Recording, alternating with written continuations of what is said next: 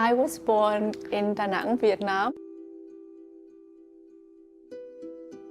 In 1975, we tried to leave the country, just like a lot of Vietnamese at the time. One night, the North Vietnamese army just bombed the city and completely decimated the port. In the middle of the night, one of my brothers got injured, and in the morning, my parents, went to visit their friend who was running the port, and he's like, all the ships have left, I am surrendering, and there's no way for us to get you out.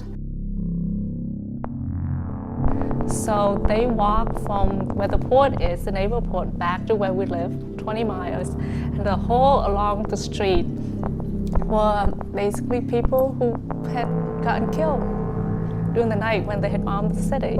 So my parents had 3 young children. I was 8, a 6-year-old, and a 1-year-old, and 2 old grandmother walked for 20 miles. They were very lucky to have a family friend who was running.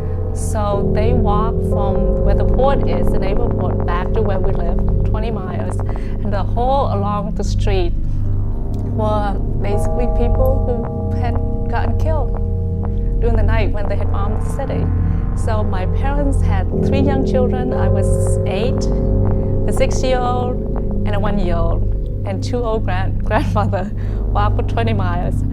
They were very lucky to have a family friend who was running a hospital, so they brought my brother in there, and they held him down with no anesthesia and operated on him to save him.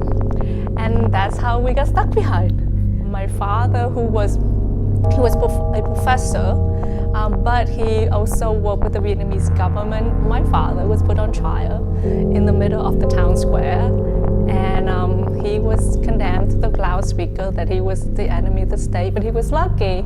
He was put under house arrest as opposed to being sent to a re-education camp.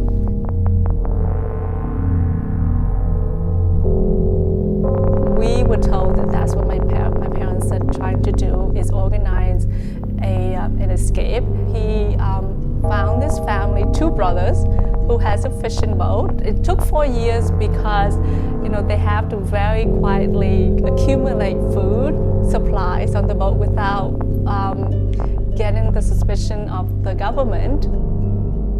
I just remember being on the ocean, and you just look out and there's just nothing but water.